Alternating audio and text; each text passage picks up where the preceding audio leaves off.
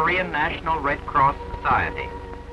Mr. Yun and the members of his staff have gathered together to discuss the problems existing among the refugees who have been pouring southward by the thousands.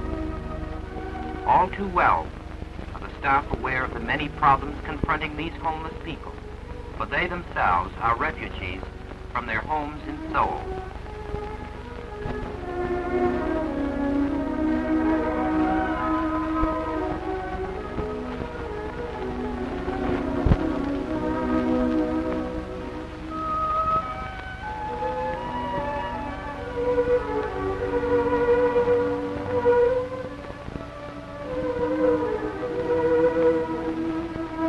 This is the office of the American Red Cross advisor to the Korean Red Cross. Here we see the advisor and his Korean assistant being called into the president's room for a final conference regarding the distribution of relief clothing. For many days, plans have been worked out as to their distribution, and now a final check is being made. Over 30 tons of clothing were received from second-generation Koreans living in Hawaii and from the Swedish Red Cross Society. All hands in the society banded together to make light work of the packing and crating of these goods. The clothing was very carefully sorted out as to size and sex requirements.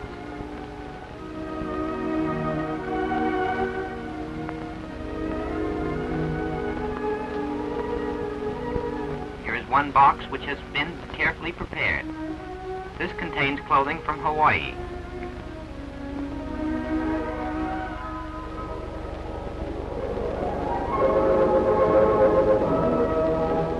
In the distance we see approaching the train from Busan, which is bringing the relief clothing. Members of the staff of the Korean Red Cross are on hand to receive the goods. This scene is in the town of Pyeongtaek, which is approximately 50 miles south of Seoul. At the present time, there are over 20,000 refugees gathered in this town. Tens of thousands have wandered southward, fleeing for their lives before the Red aggressors. We see life in the camp is very crude. Homes are makeshift. Many live in tents or in half caves.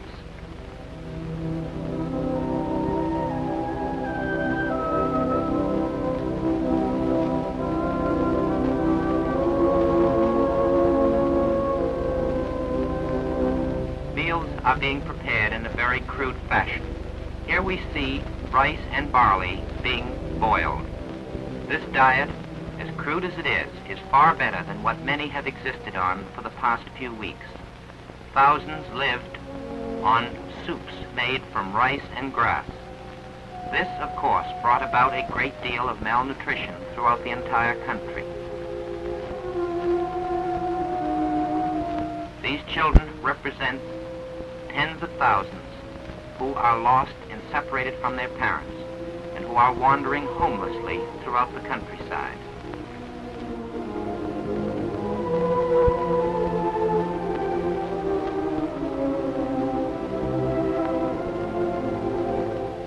Most are half sick and underfed, and therefore dispensaries have to be set up to care for them. Here we see one of the crude dispensaries.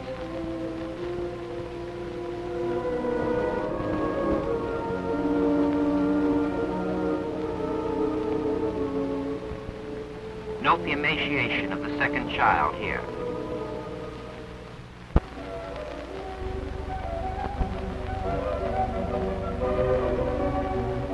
The district office is located in Pyeongtaek, and it was here that the governor of the area set up notices telling all the inhabitants of the camp that clothes were to be distributed to them.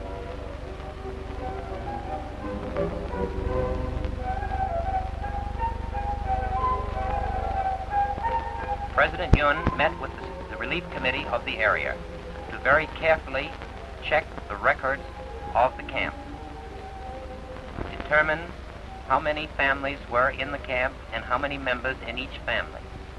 After this was learned, a ticket of allocation was given to each family in order that no member would be left without some clothing.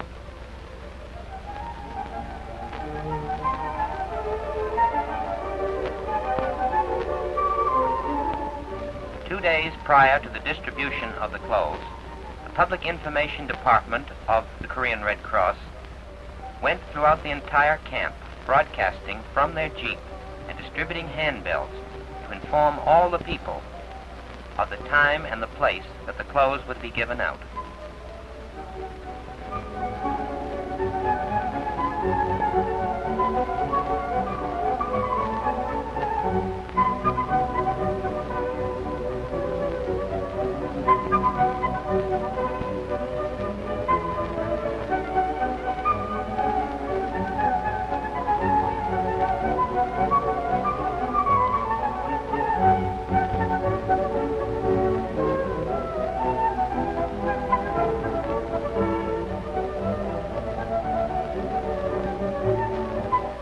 Playground of the local schoolhouse.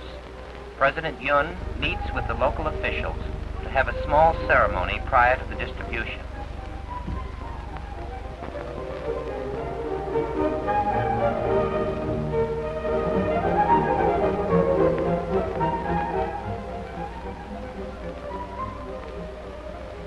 In his speech, Mr. Yun carefully explains that these pieces of clothing were donated by friends of the people of Korea living in Hawaii and Sweden, who are well aware of their need.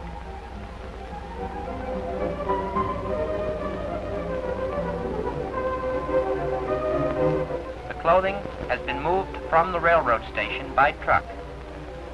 We now see it being unloaded and being made ready for the actual distribution.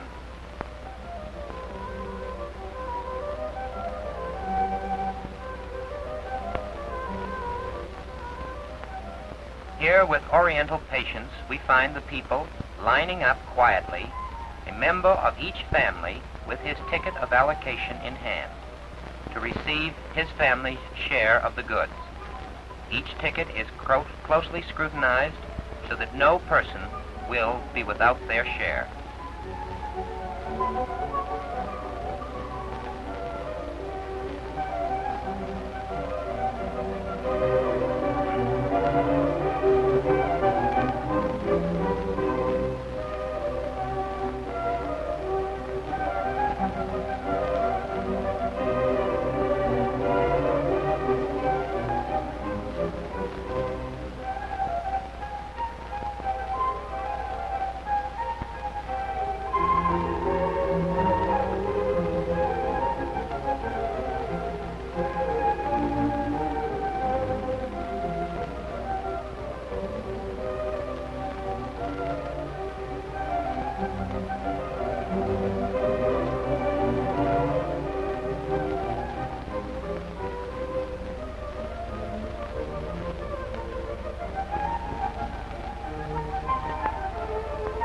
Most of the people look with wonder upon these garments. Baby gets a new hat, but he seems quite reluctant to receive it. Well might they wonder at kindness being given to them after the many weeks of hardship that they have undergone.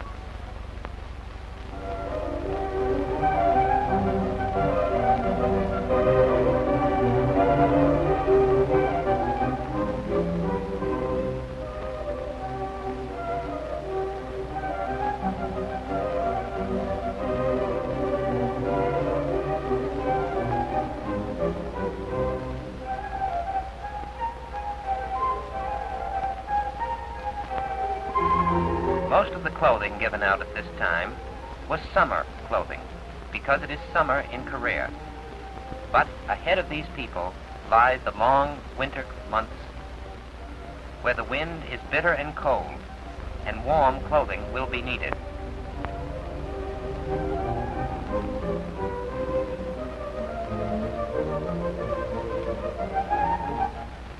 Having cared for the needs at the last town, we move on to another refugee camp. Here we find that about 10,000 displaced people are living under the same conditions as they were in the town we saw last. These people, for the most part, have all come from north of the 38th parallel. They left their homes and all their belongings behind. They are here in a strange land with absolutely nothing. Once again, we see them lining up for their allocation of clothing.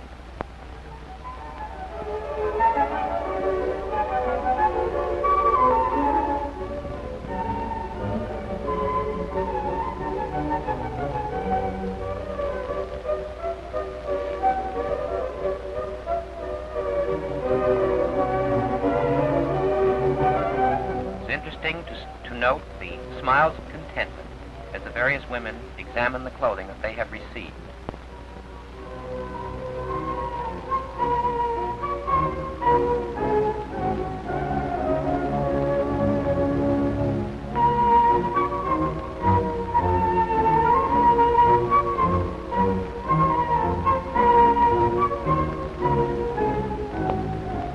Here we have a production center of one of the chapters of the Korean Red Cross, and we'll see inside Korean Red Cross women volunteers busily sewing garments, making clothes for orphans.